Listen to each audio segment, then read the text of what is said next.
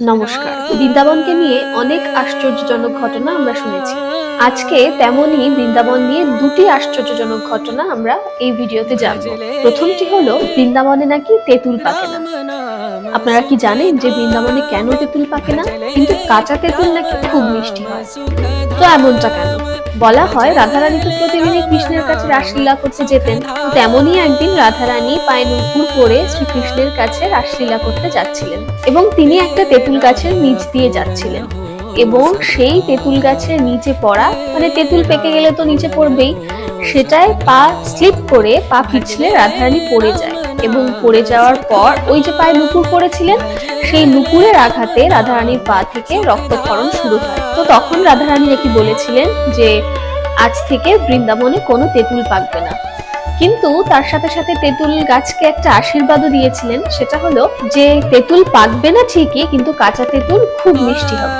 তো সেই থেকেই আজও নাকি বৃন্দাবনে তেঁতুল পাকে না, কিন্তু কাঁচা তেঁতুল খেতে খুবই মিষ্টি হয়। আরেকটি খুব আশ্চর্যজনক গল্প আমরা প্রত্যেকেই জানি, সেটা হলো নিধিবনকে ঘিরে।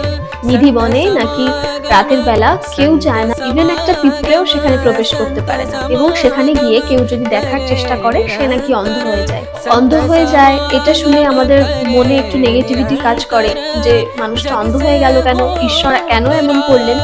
কিন্তু আসলে ব্যাপারটা সেটা নয়।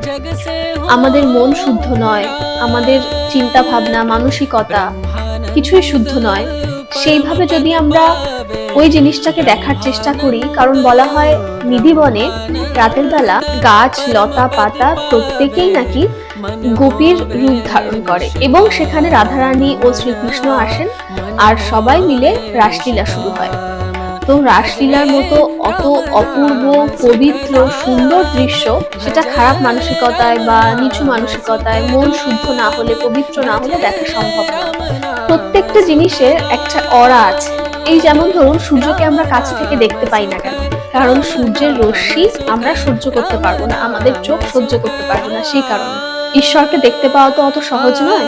তো অত ভালো একটা দৃশ্য, অত মনোরম একটা দৃশ্য, পবিত্র একটা দৃশ্য, সেটার যে রশ্মি সেটা আমরা সহ্য করতে পারবো না, সেটার যে অরা সেটা আমরা সহ্য করতে পারবো না। তো সেই কারণেই সেটা দেখার যদি কেউ চেষ্টা করে সে নাকি অন্ধ হয়ে যায়।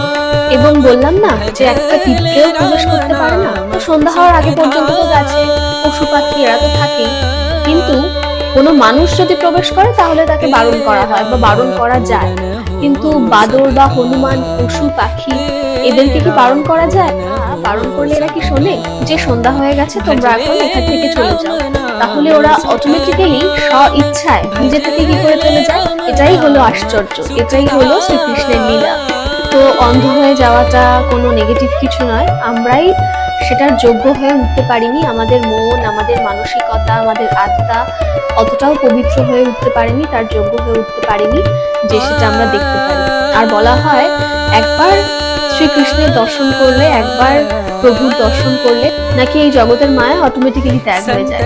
আজকের কাহিনীটি যদি ভালো লাগে তাহলে ভিডিওটিতে একটি লাইক ও একটি শেয়ার করার অনুরোধ রইল। আর এরকম ভিডিও পেতে চ্যানেলটিকে একটি সাবস্ক্রাইব বা পেজটিকে ফলো করার অনুরোধ রইল।